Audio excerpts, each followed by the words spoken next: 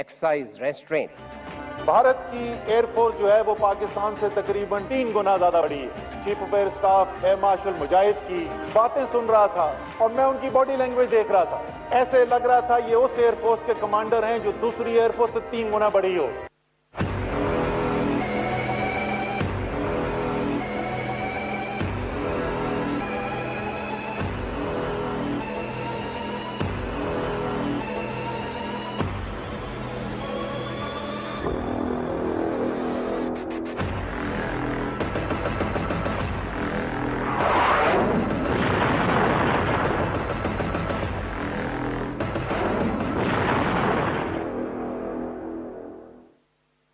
چودہ فروری 2019 کو پلوامہ میں ہوئے خودکش حملے میں بھارتی سی آر پی ایف کے 40 جوان مارے گئے.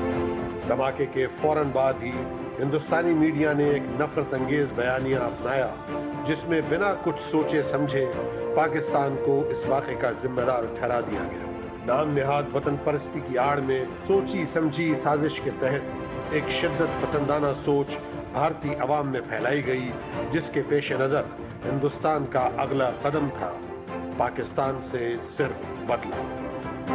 ہندوستان میں الیکٹرانک میڈیا نے اپنی صحافتی اقدار کو نظر انداز کرتے ہوئے ایک ایسا پروپیگنڈا شروع کیا جس نے 2 جوہری ریاستوں کو نیوکلیئر جنگ کے دہانے پر لا کھڑا کیا. اس تمام الزام تراشی کے باوجود اسلامی جمہوریہ پاکستان نے ایک ذمہ دار ریاست ہونے کا ثبوت دیا اور بھارت کو اس معاملے میں مکمل تحقیقات کی پیشکش کی. میں آج ہندوستان کی گورنمنٹ کو آفر کر رہا ہوں کسی قسم کی آپ تحقیقات کروانا چاہتے ہیں اس انسیڈنٹ میں کہ کوئی پاکستانی اس میں ملوث تھا، ہم تیار ہیں. اگر آپ کے پاس کوئی ایکشنیبل انٹیلیجنس ہے کہ پاکستانی انوالوڈ ہے وہ ہمیں دے، میں آپ کو گارنٹی کرتا ہوں کہ ہم ایکشن لیں گے. لیکن روایتی بغض اور اقتدار کی ہوس سے بھرپور مودی سوچ کے پیش نظر بھارتی حکومت پاکستان پر چڑھائی کا منصوبہ بنانے لگی.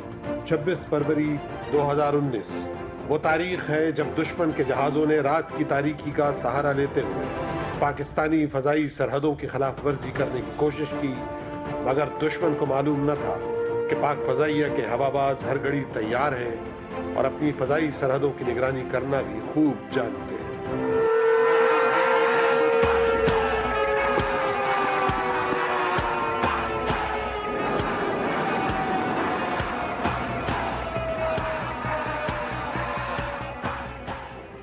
دشمن کا ارادہ بھانپتے ہوئے پاک فضائیہ کے شاہین پاکستان کی جانب پیش قدمی کرتی بھارتی جہازوں کی فارمیشن پہ چھپتے. دشمن کے جہازوں نے جیسے ہی ریڈار وارننگ سسٹم کا طبل بجایا تو بھارتی جیٹس بوکھلاہٹ میں اپنے پے لوڈ گرا کر الٹے پاؤں دم دبا کر بھاگنے پر مجبور ہو گئے. وہ جو پاکستان پر حملہ کرنے کی نیت سے آئے تھے صرف 4 درخت اور ایک کوے کو نشانہ بنانے کے سوا کچھ نہ کر سکے.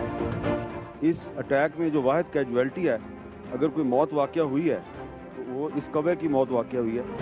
ہندوستان کی اس بزدلانہ جارحیت کے پیش نظر حکومت پاکستان نے ملکی سالمیت کو مد نظر رکھتے ہوئے افواج پاکستان کو اپنے لاحہ عمل کے تحت بھرپور جواب دینے کا حکم جاری کیا. The response will come at the point and time of our choosing. اگلے ہی روز 27 فروری 2019 کی صبح دن کے اجالے میں پاک فضائیہ کے شاہینوں نے دشمن کے 6 محفوظ ترین عسکری ٹھکانوں کو نشانے پر رکھا، مگر ملکی اعلیٰ قیادت کے احکامات کی تعمیل کرتے ہوئے حملے سے عین پہلے اپنے اسمارٹ ویپنز کا رخ غیر آباد علاقے کی طرف موڑ کر دشمن کو باور کرایا کہ پاک فضائیہ نہ صرف اپنی سرحدوں کی حفاظت کرنا جانتی ہے بلکہ دشمن کے ہر ٹھکانے پر گہری نگاہ بھی رکھتی ہے. پاک فضائیہ نے 32 گھنٹوں میں صرف 32 گھنٹوں میں بالا کوٹ میں بھارتی ناکام حملے کا کامیابی سے جواب دے دیا.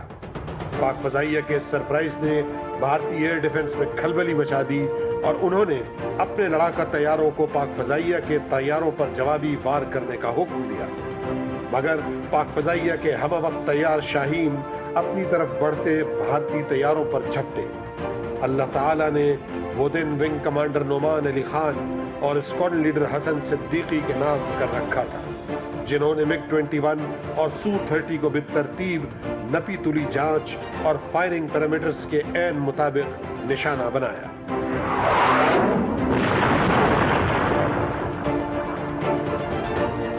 پہلے Su-30 اسکواڈرن لیڈر حسن صدیقی کے جہاز سے نکلنے والے میزائل کا نشانہ بنا، جس کا ملبہ بھارتی حدود میں گیا۔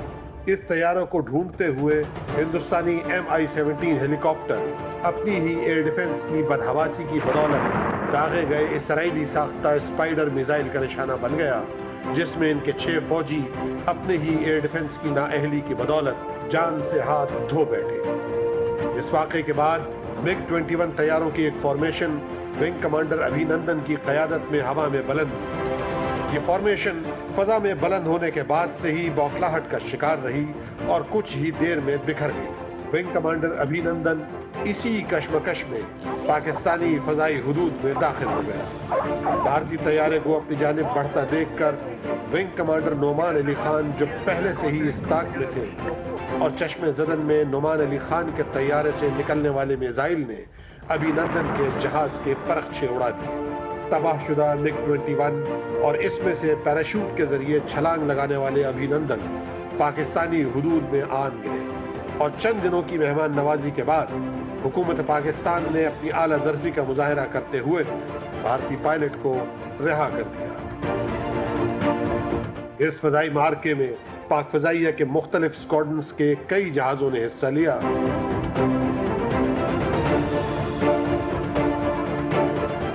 اس مختصر فضائی معرکے میں پوری دنیا نے پاک فضائیہ کی پیشہ ورانہ مہارت اور فنی برتری کا بھرپور مظاہرہ دیکھا، اور پاک فضائیہ نے دشمن کی سوچ پر ایک ایسی چھاپ چھوڑ دی جو اس کی آنے والی نسلیں رہتی دنیا تک یاد رکھیں۔